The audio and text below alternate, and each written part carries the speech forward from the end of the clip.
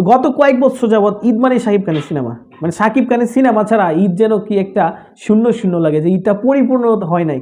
বিগত সময়ে আমরা দেখছি যে একবার প্রিয়তমা, তারপরে তুফান, বরবাদ, জাস্ট অ্যামেজিং। মানে কি বলবো, এরকম দর্শক আমরা তো 90 দশকে ছিলাম না। 90 দশকে সিনেমা হলগুলোতে কেমন দর্শক ছিল সেগুলো আমরা জানি না, কিছুটা ভিডিও টিডিও বা বিভিন্ন ফটো দেখি। তো বাস্তব 90 দশকে কেমন দর্শক ছিল, মানে কীভাবে মানুষের উৎসাহ উদ্দীপনা একটা আগ্রহ নিয়ে সিনেমা হলে যাইতো, সেটা কিন্তু আমরা দেখতে পাই সেই শাকিব খানের কল্যাণে। তো আমাদের দেশে কিন্তু মানে এই শাকিব খান কেন্দ্রিকই এখন হয়ে গেছে আমাদের দেশের ফিল্ম ইন্ডাস্ট্রি, এবং সিনেমা হলগুলোও কিন্তু মুখিয়ে থাকে কবে একটা শাকিব খানের সিনেমা আসবে, এবং সেটা তারা রিলিজ দিয়ে তারা একটা ভাম্পার মানে লাভ হবে আর কি, লাভ করবে। তো যাই হোক, তারই ধারাবাহিকতায় কিন্তু এবারেও আমাদের 2026 সালের ঈদ উল ফিতর, সেই ঈদ উল ফিতরকে কেন্দ্র করে কিন্তু শাকিব খানের সিনেমা আসবে না, সেটা তো কখনোই হয় না।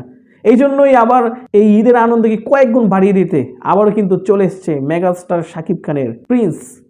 তো এই প্রিন্সের ট্রেলার কিন্তু আমরা গতকালকে দেখতে পেলাম। সেই প্রিন্সের ট্রেলার কিন্তু বর্তমানে সোশ্যাল মিডিয়ার মধ্যে ঘুরপাক খাচ্ছে। বিভিন্ন জনে বিভিন্নভাবে এটাকে অ্যানালাইসিস করে এটার পক্ষে বিপক্ষে বিভিন্ন যুক্তি দিয়েছে, বা এই ট্রেলারটা দেখে সিনেমাটা আসলেই কি সিনেমা হলে দর্শকদের যে চাহিদা, যে প্রত্যাশা, সেটা কি পূরণ করতে পারবে নাকি ফ্লপ হবে, সেটা নিয়ে কিন্তু সোশ্যাল মিডিয়ার মধ্যে এই মুহূর্তে তুলপাড়। এই মুহূর্তে সিনেমা পাড়ায় ঢুকলেই দেখা যাবে যে প্রিন্সের রাজত্ব।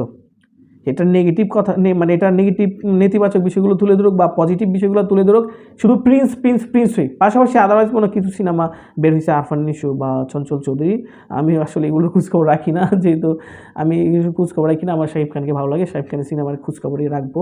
এখন থেকে এই চ্যানেলের মাধ্যমে কিন্তু আমি শাকিব খানের বিভিন্ন সিনেমার আপডেট আপনাদেরকে দেবো। তো অবশ্যই আমার সাথে সাবস্ক্রাইব করে থাকবেন। তো শাকিব খানের প্রিন্সের মধ্যে বিএফএক্সের যে একটা মানে কাজ করা হয়েছে, সেটা মানে খুবই কাঁচা হাতে করা হয়েছে। কেন কাঁচা হাতে করা হয়েছে? ওইখানে যে মানে সিনেমার ব্যাকগ্রাউন্ডের যে কালারগুলা, বা শাকিব খানে যখন ওই যে এত বড় একটা মেশিন গান নিয়ে যখন চালাইতেছে, মানে এরকম মনে হচ্ছে তার হাতিটা, মানে আমরা হাতে যদি কোনো একটা পাতলা বা হালকা কোনো একটা কিছু নেই তুলা, যেরকমটা ফিল হয় এরকম। হ্যাঁ, অনেক সময় দেখবেন আমরা যখন খেতে বসি, যখন মানে জগের মধ্যে যখন পানি থাকে, তখন ওটাকে ধরলেই কিন্তু বোঝা যায় না এটার মধ্যে আমার শক্তি লাগতেছে। আর যখন হালকাটার মধ্যে ধরি তখন কিন্তু বোঝা যায় না যে আমি কোনো একটা বাড়ি কিছু উঠাইছি উপরে। তো এরকমটা মনে হচ্ছে যে এত বড় একটা মেশিন না শাকিব খান চালাইতেছে, ওনার শরীরে কোনো ঝাঁকুনি নাই, একবার ইজি, মানে এটা একটা মোয়া খেলার মতো হয়ে গেছে। তো এরকমটাই আরেকটা দেখলাম, দেখেন এখানে একটা ছবি দেখেন এরকমটা, যে ম্যাগাজিনের সে মানে ম্যাগাজিন দুটা পার্ট ছিল, একটা পার্ট যখন গিয়ে লাগতেছে তখন নিচে যে পার্টটা যে দিক দিয়ে বুলেট বের হবে, এই দিকে কিন্তু একবারে মানে লক করা অবস্থায়, যেমন মনে হচ্ছে এখানে কেউ সিল মেরে দিছে, যে বুলেট এই দিক দিয়ে বাইরে দিতে পারতো না সত্যিকারের যদি চালায় দেয় শাকিব খানে। তো যাই হোক, এই হচ্ছে বিষয়। তো সব কিছু মিলে কিন্তু এই মানে গত যে সিনেমাগুলি আমরা দেখছি, প্রিয়তমা, তারপরে তুফান, তারপরে হচ্ছে বরবাদ, ও মাই গড, বরবাদ তো মানে কি বলবো, জাস্ট অ্যামেজিং। বরবাদ কিন্তু বাংলাদেশের ফিল্ম ইন্ডাস্ট্রিতে ইতিহাস হয়ে থাকবে, আমার চোখে ইতিহাস হয়ে থাকবে। এরকম সিনেমা বাংলা ইন্ডাস্ট্রিতে মানে জাস্ট কল্পনা করা যায় না। এরকম একটা সিনেমা ছিল গত ঈদের বরবাদ।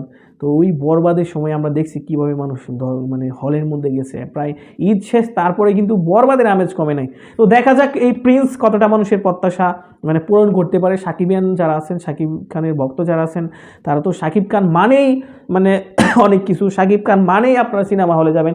সিনেমা, গল্প, সিনেমার পরিচালককে, নায়িকাকে, এটা সেটা, গ্রাফিক্স, বিএফএক্স, এই সব ডাজেন্ট ম্যাটার। আপনাদের কাছে জাস্ট শাকিব খান আছে মানেই আপনার সিনেমা হলে যাবেন, শাকিব খান আছে মানেই আপনারা এখানে শান্তি খুঁজে পাবেন, বিনোদন নেবেন। শাকিব খান আছে মানে এখানে আপনাদের আর কোনো কিচ্ছু চাওয়ার নাই। তো ঠিক আছে, প্রিন্সের জন্য শুভকামনা। আর যারা ভিডিওটা দেখছেন অবশ্যই একটা লাইক করে দেবেন, একটা সাবস্ক্রাইব করে দিবেন, আর আপনাদের মূল্যবান মতামত অবশ্যই কমেন্ট বক্সে লিখে দেবেন। ধন্যবাদ সবাইকে।